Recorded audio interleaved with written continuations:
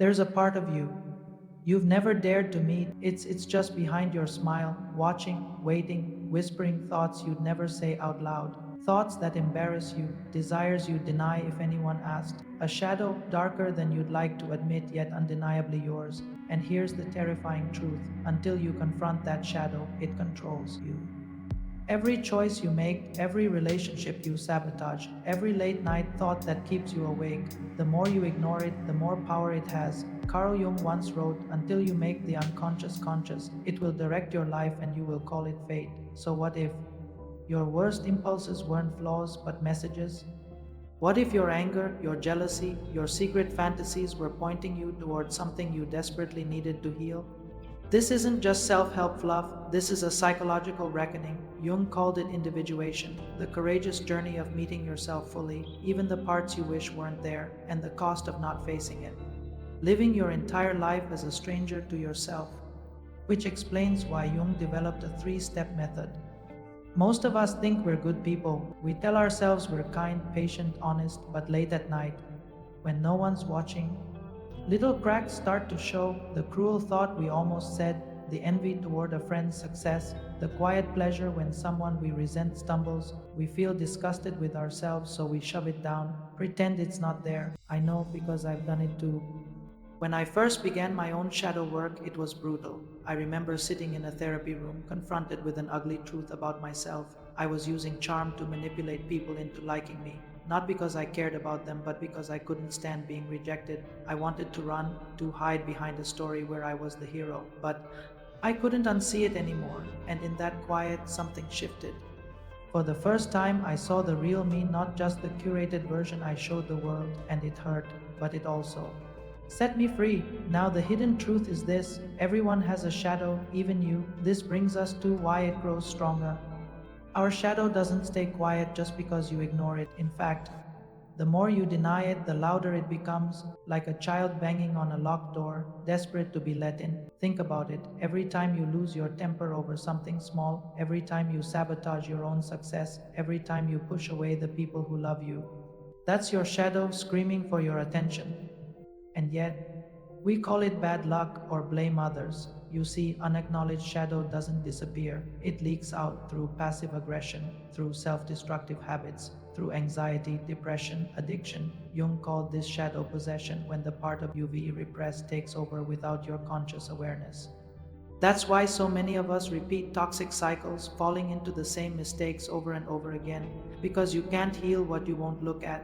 And here's the hard part: society rewards you for pretending, for keeping it all together, for smiling while you silently decay inside, which explains why most people never do this work. Now, the hidden truth is: facing your shadow is not a trend, it's survival. This brings us to the deeper philosophy. We live in a culture obsessed with light. Everywhere you look, it's about being positive, being good vibes only. We're told to suppress our anger, our grief, our darkness, as if those things make us unworthy of love. But Carl Jung saw the danger in that. He believed the human psyche is indeed just a collection of virtues, it as a whole. And wholeness demands we embrace our opposites: our selfishness alongside our generosity, our fear alongside our courage. In his words, one does not become enlightened by imagining figures of light, but by making the darkness conscious. The more you chase perfection, the more fractured you become. Think of all the stories humanity has told for thousands of years: myths of heroes entering the underworld, fighting monsters in the dark. These weren't just stories, they were metaphors for what each of us must do: face our inner monsters to become whole. But here's what nobody tells you: your shadow isn't evil, it's wounded. It's the part of you that was shamed, silenced, unloved. Now, the hidden truth is: the shadow doesn't want to destroy you, it wants to be seen. This brings us to a powerful real world example. In 1913, at the height of his career, Carl Jung himself was haunted by his shadow. He was already a famous psychiatrist, Freud's chosen heir, admired for his brilliance, but deep down, something darker stirred. He began having terrifying visions: floods drowning cities, corpses floating in red water, snakes and monsters rising from the depths. Most men would have called it madness, but Jung didn't run. Instead, he sat with the darkness. He painted his visions. He wrote down the voices that spoke from his unconscious. For months, he wandered through his own inner underworld alone, documenting what he found in what he called the Red Book. Those years nearly broke him, but they also gave birth to his greatest insights: the shadow, the collective unconscious, the hero's inner journey, and that is the lesson even someone as brilliant as Jung couldn't. He skipped this work, no one can. We all carry pain we've buried, rage we've disowned, and if we don't confront it consciously, it comes for us unconsciously, just like it came for him. This brings us to the identity shift required to begin. Here's the hardest part: you have to let go of who you think you are. Most of us cling to an image of ourselves. I'm a kind person, I'm strong, I'd never do something like that. But shadow work demands honesty even when it hurts your ego. And when you first confront your shadow, it feels like betrayal. You'll see sides of yourself you swore you didn't have, a selfishness you hid behind helpfulness, a cruelty you justified as honesty, a fear you disguised as ambition. This is where most people stop because it's easier to stay who you've always been than to dismantle your false self. But if you stay there, you'll never grow. True transformation begins the moment you say, I am not just my virtues, I am not just my wounds, I am all of it, and that is what makes me whole. This isn't about becoming someone else, it's about reclaiming who you already are underneath the masks. Now, the hidden truth is, Jung's three-step method begins here. When you finally have the courage to look, this brings us to his uncomfortable but necessary method. Carl Jung's method for facing the shadow is simple, but far from easy. Step 1: acknowledge it. You can't heal what you refuse to see. This means noticing the moments when you overreact, when you judge others harshly, when you feel shame for something you secretly desire. Instead of turning away, you sit with it, you name it. That's my shadow speaking. Step 2: dialogue with it. Jung believed the shadow wasn't just a thing to fix, it is a part of you with wisdom to offer. Through journaling, dreams, even active imagination, you invite the shadow to speak. What is it trying to protect? What does it want you to know?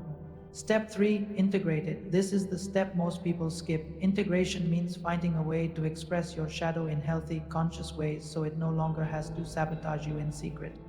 You don't destroy your anger. You learn to channel it into boundaries. You don't deny your fear. You let it teach you humility. The uncomfortable truth is, this never ends. The shadow isn't a project you finish, it's a lifelong relationship. Now, the hidden truth is, even when you try, resistance will come. This brings us to the objections and fears you'll face.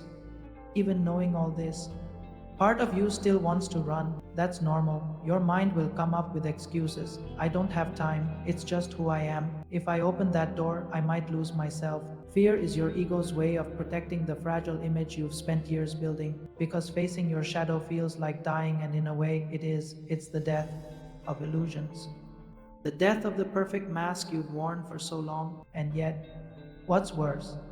Living as a stranger to yourself, or daring to become whole? People will say, if I look too deeply, I might find something truly ugly. But here's the paradox: the more you look, the less frightening it becomes. You discover that the parts you hated the most were only trying to protect you all along. Your shadow isn't here to ruin you, it's here to make you complete. Resistance is part of the process. Expect it, work with it, don't let it win. Now, the hidden truth is, when you push past that resistance, something extraordinary happens. This brings us to your higher path and your future self. Imagine this: one day you stand in front of a mirror and you don't flinch. You see yourself clearly, the kindness and the cruelty, the light and the dark, and for the first time, you feel whole. That is the gift of shadow work. It's not about becoming perfect, it's about becoming real. When you stop denying your darkness, you stop projecting it onto others. You stop sabotaging your own happiness. You stop chasing external validation because you've finally come home to yourself. Your future self is waiting on the other side of this work. Someone stronger, more honest, more alive. Someone who can hold their pain and their joy in the same breath without shame. This is the higher path Jung spoke of: individuation, becoming an individual in the truest sense, no longer at war with yourself but integrated. And when you walk this path, something even more profound happens. You give others permission to do the same. You become a light, not because you banish the dark, but because you learn to carry it gracefully. This brings us to the final cinematic closure. Close your eyes for a moment and ask yourself, what part of me have I been running from?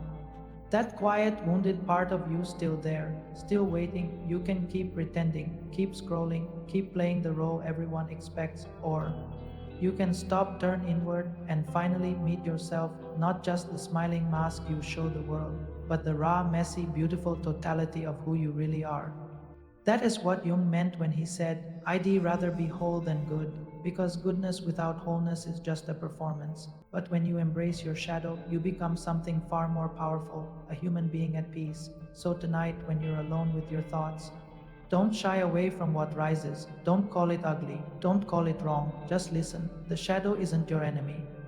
It's your oldest teacher, and the sooner you face it, the sooner you will stop living in pieces and finally feel what it is like to be whole. The question is, are you brave enough to begin?